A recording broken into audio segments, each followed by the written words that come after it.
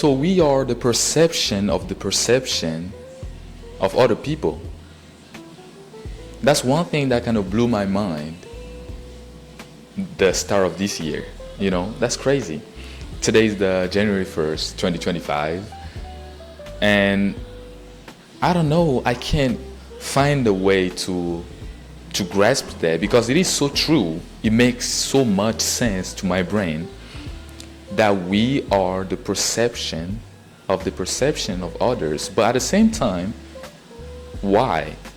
What are the reasons why we kind of, because it is kind of suffering at the same time. Why do we put ourselves through that pain of being non-authentic? Most of us doesn't do that on purpose. We don't do it. We don't wake up in the morning and choose to put on a mask, or wake up in the morning and be like, oh, today I will choose not to be the real me. Today I will choose to be somebody else, or today I will choose to please somebody else. We don't do that. But where does that come from? That's the question that I used to ask myself. And recently I started reading that one book, Think Like a Monk, from Jay Shetty. And the first thing that I bumped into is this theory of his, where he says that we choose to be perceived as somebody else for other people because we choose to please them, because we are looking for community, because we are looking for safety and security. And he's talking about the reason why we choose that path, actually, why we choose to please other people. In our environment or in our society, we see people coming through with a lot of different opinions, a lot of different thought, a lot of different background. And we sometimes have to choose either to be ourselves, and sometimes that will need to be rebellion, or that will be more like choosing to be unique and then being pushed away from society, or being pushed away from what we call normalcy. But it is happening all around us. Our society, social media, the communities that we're in, our job, our friends are trying to force us to be somebody else, just so they can actually resonate to us, so they can still be comfortable with around us. Because there's something that I've noticed.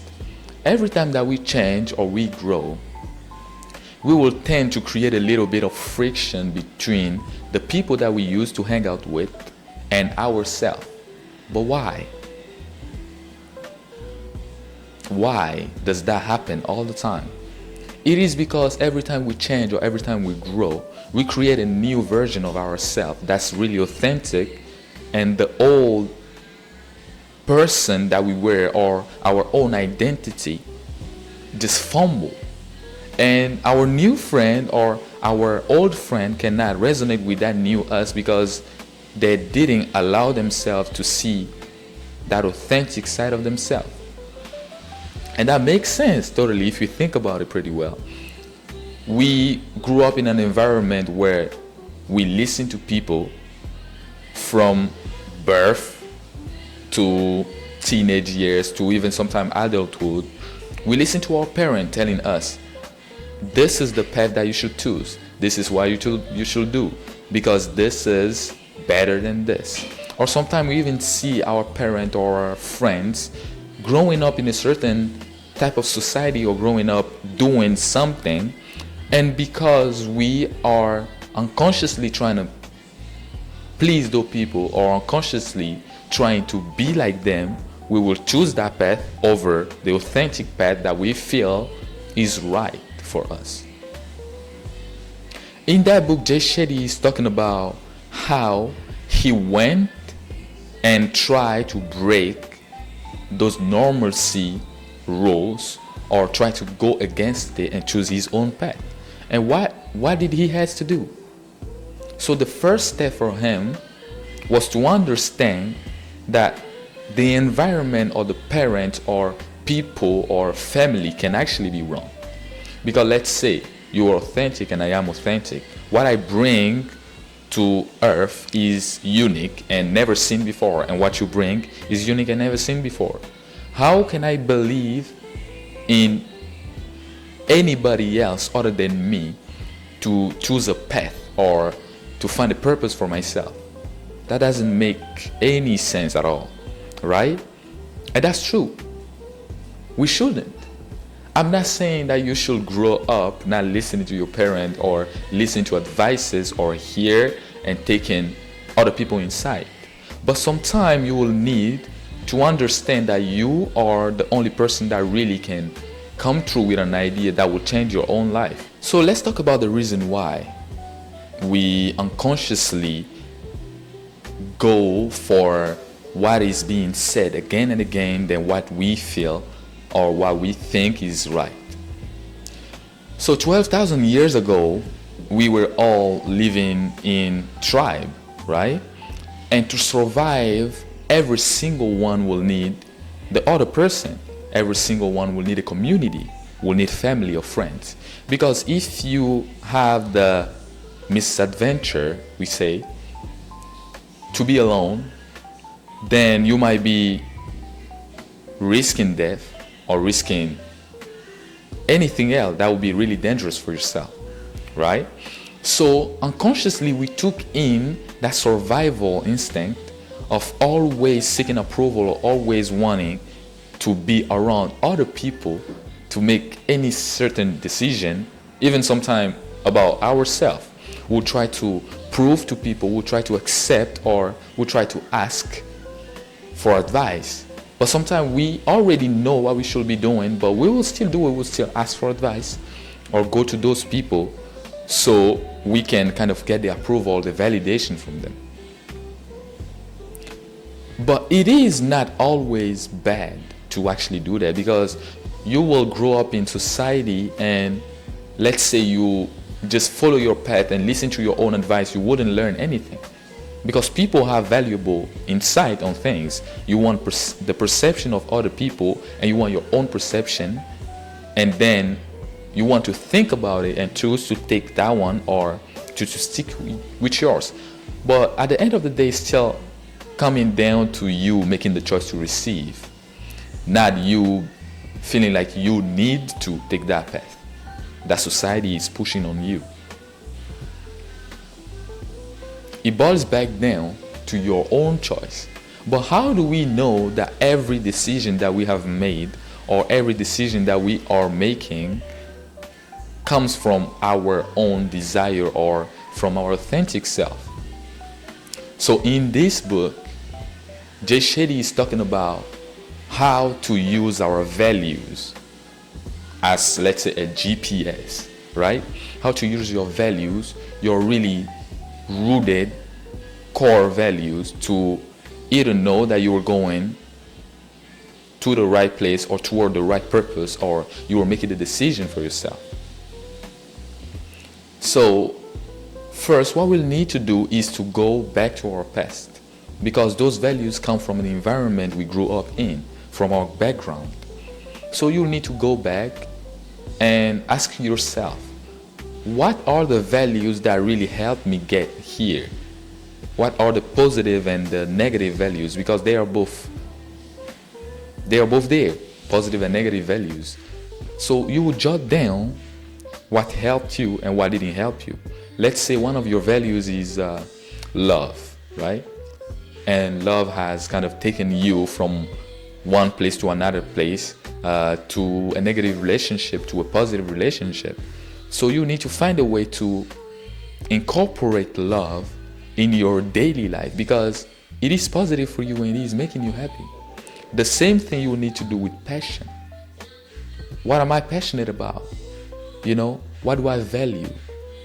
And all that comes from self-reflection. You need to step back a little bit from reality and think on your own. You know, that can only be done by you, not by another person for you. You need to step back, jot down things, take notes, and accept those. And we actually do the inverse. We do communities and then values. But here, Jay Shetty is calling us to do the other way, values, and then create communities with those values. Once we identify our values, the right values that we really care about and want to incorporate, not forced to, then we'll have the choice to create our own communities or find communities that we might get into or communities that we might get in touch with. And that's the only way that we can really grow healthy. That's the only way that we can be happy or creative. Because if you value money and I value hard work, right? And I don't value money the way you value money, and you don't value hard work the way I value money, there will be a difference in the way we think and the way we come together or try to face problems. And that's obvious. That makes total sense. So if you understand that what you really value is money, or what you really value is hard work, or what you value is fitness or anything, then you will need to go toward communities that actually reflect that back to you. If you know that you value, let's say you value positive thinking, and you are consistently hanging out with people who gossip or people who are negative, then you are finding ways to compromise your own value. And as a result or consequence, you'll find yourself being negative and then unhappy. So self-reflection will be more to find a way to build communities around us based on what we really value or what we think are really important to us. So reflecting those desires or reflecting those important things or values in our life is the only way that we can find consistent way to be joyful or happy. And following people just because we want validation wouldn't be the best way to live, As a young adult, I've understood that my ways should be my ways. I can still take advice from anybody else, but at the end of the day, I will need to make a choice that I will follow based only on my judgment. Because if I go for a goal that my dad or my parent want from me, and I achieve it, and I don't find happiness in it, I'm more likely to blame them. But if I follow or I pursue a goal that I choose for myself and then I don't achieve it, I'm more likely, I will be resilient enough to just move to another one and understand that this was not for me because I chose it for myself. So I'm inviting you right now to understand yourself, to choose to be authentic, even sometimes that will seem or that will be you being rebellious. You need to accept it. You need to face your own fear and choosing your own path. So my question to you right now is, what are your values? And how do you think you can find communities around it? Or did you already find communities? So please reply in the comment and subscribe. Thank you and have a good New Year, let's say.